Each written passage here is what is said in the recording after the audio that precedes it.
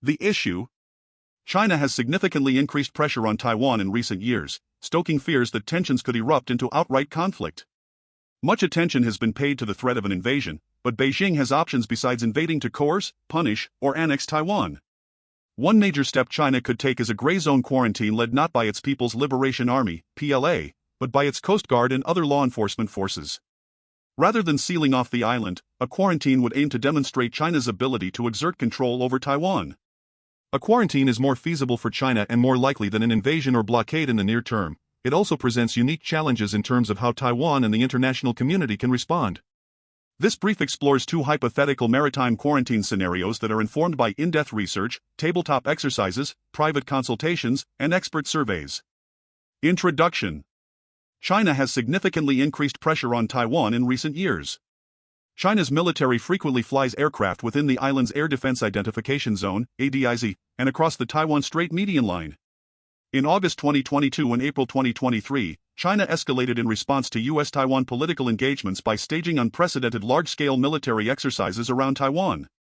China has also deployed its Navy and Coast Guard in increasing numbers around Taiwan and its outlying islands. Cross-strait tensions further intensified in the wake of William Lai's inauguration as Taiwan's president on May 20, 2024.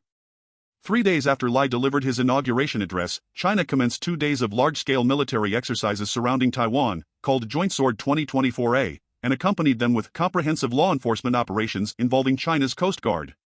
Chinese officials stated that the drills were intended to serve as a strong punishment for the separatist acts of Taiwan Independence Forces and a stern warning against the interference and provocation by external forces.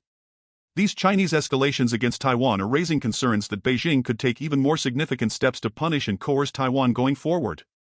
One major action China could take against Taiwan is a gray zone quarantine of the island. Quarantine scenarios have received far less attention than other contingencies, such as an invasion, but a quarantine is likelier in the near term and therefore warrants increased scrutiny. What is a quarantine? The term quarantine is sometimes used interchangeably with blockade.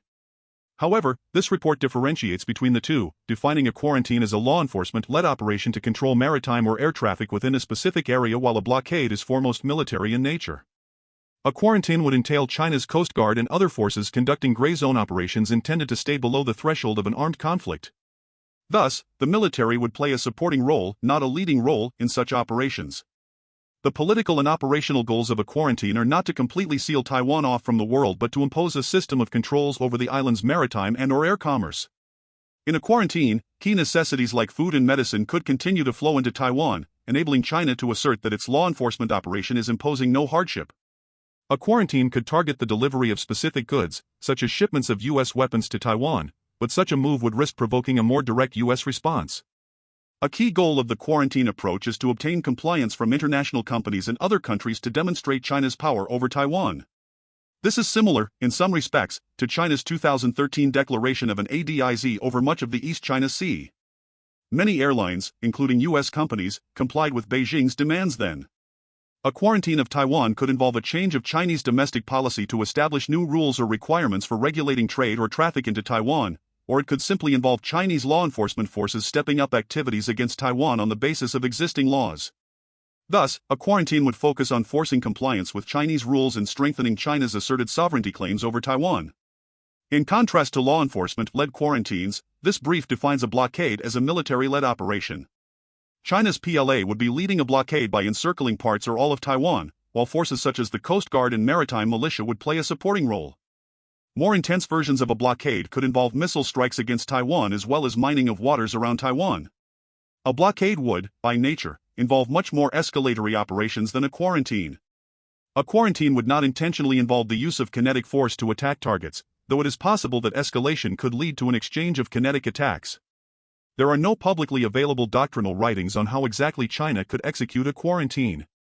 However, China has conducted several maneuvers and exercises that are indicative of how it can use law enforcement operations to assert control over traffic to Taiwan and complicate Taiwan's maritime environment.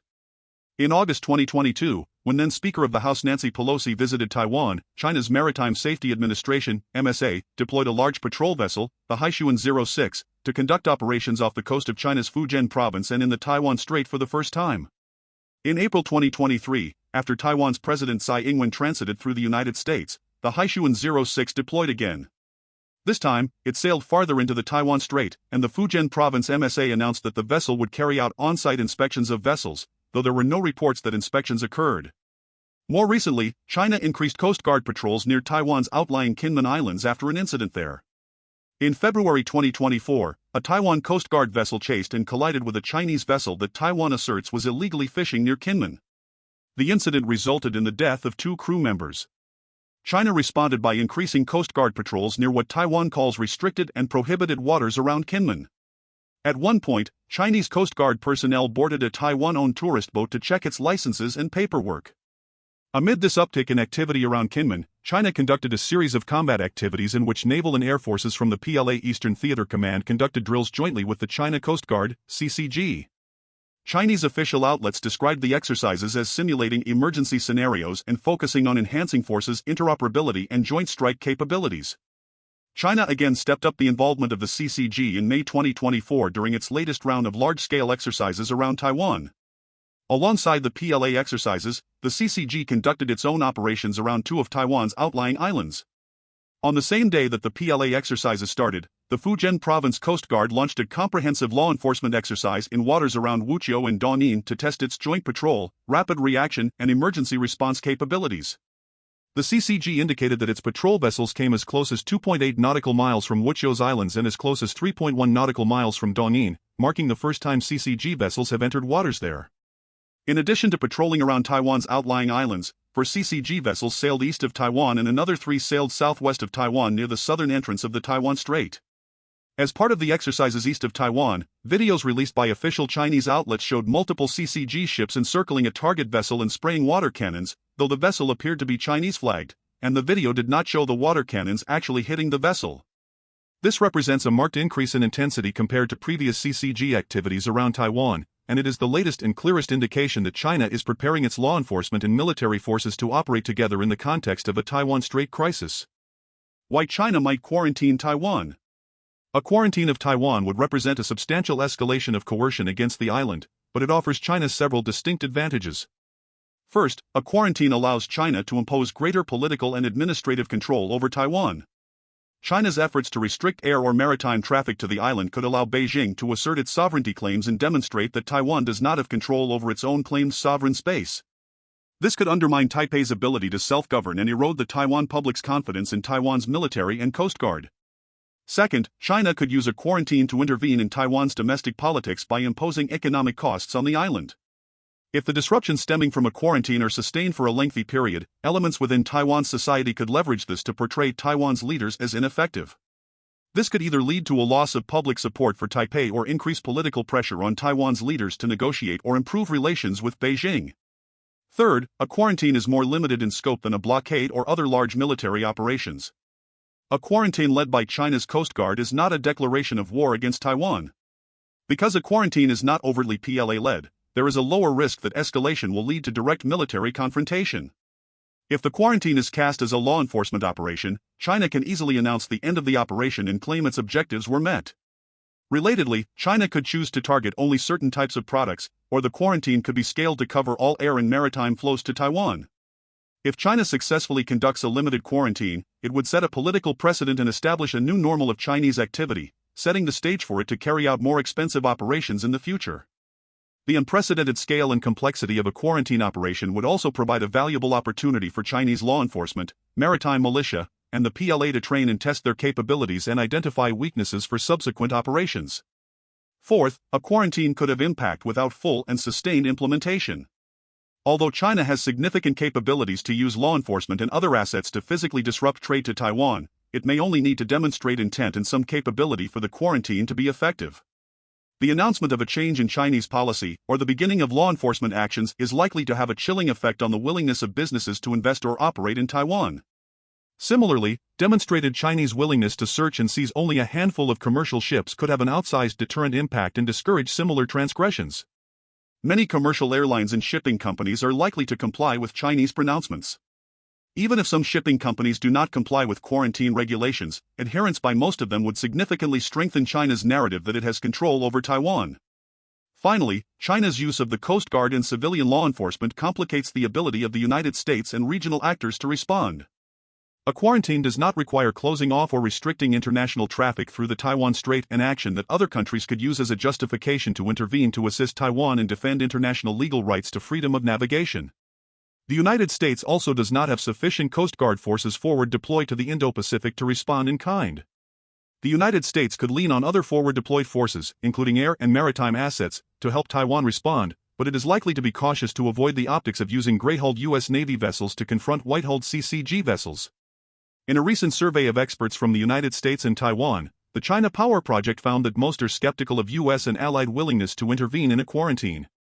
Only 13% of surveyed U.S. experts and 9% of Taiwan experts were completely confident that the United States would intervene militarily to defend Taiwan from a quarantine. An even smaller percentage had confidence that allies and partners would support a U.S.-led multinational military intervention.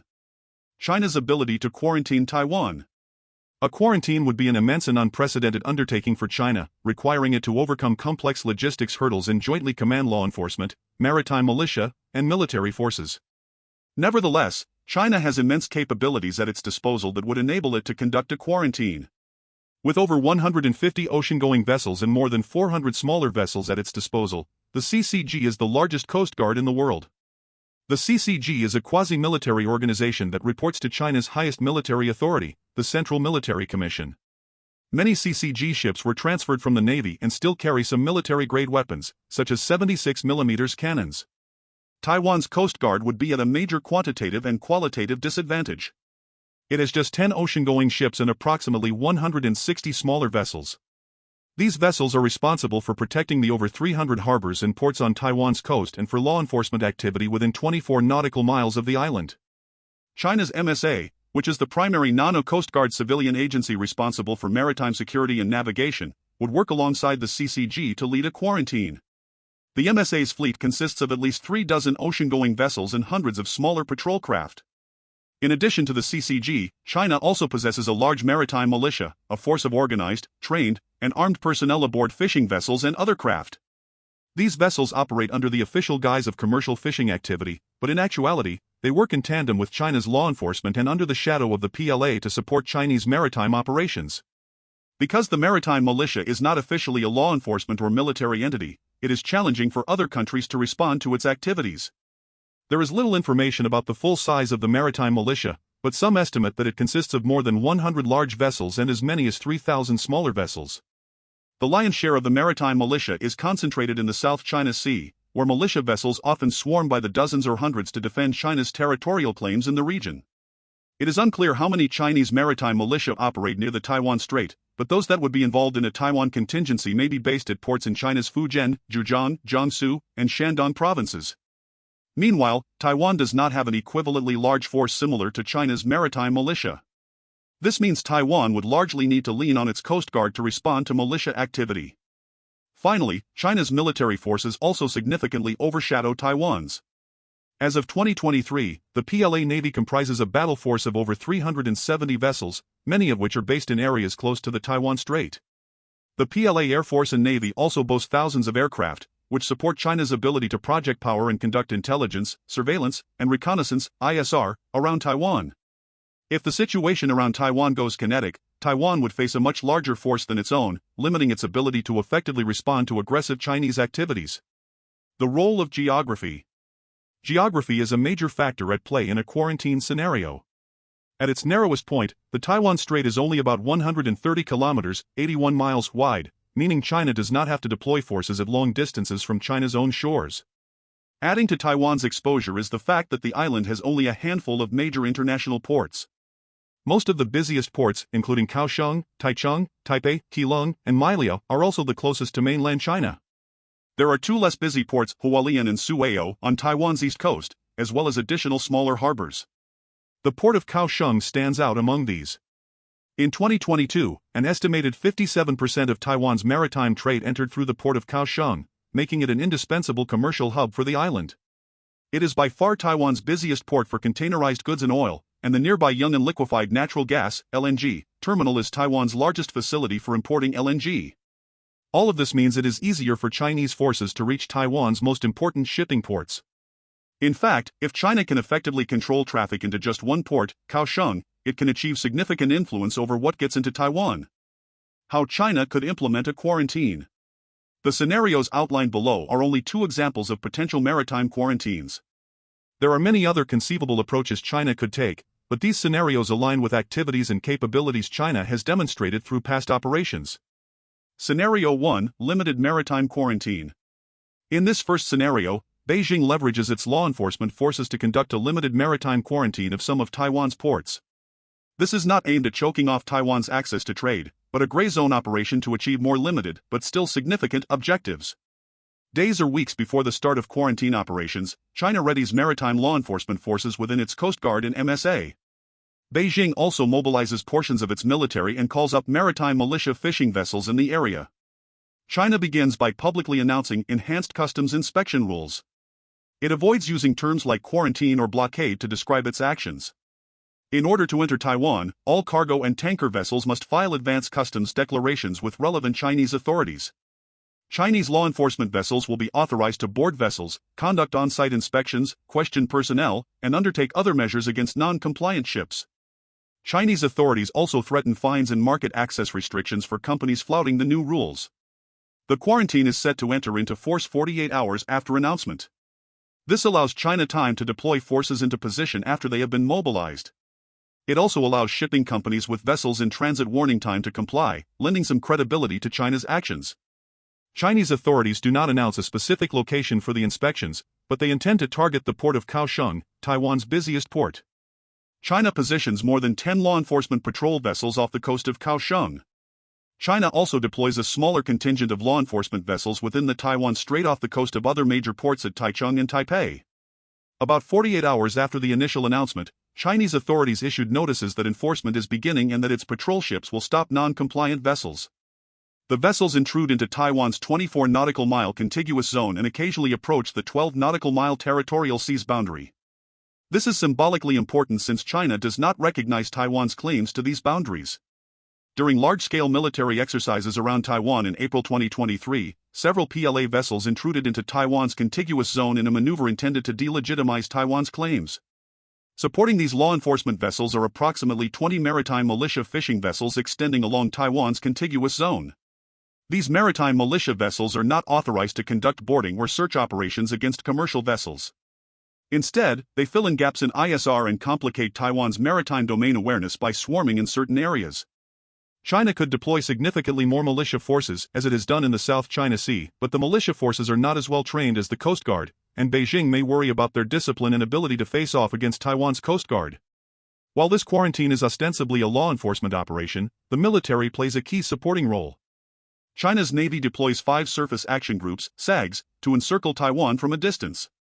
Each SAG comprises 3 to 6 ships, including destroyers, frigates, support vessels, and covertly deployed attack submarines, for a total of nearly 30 warships.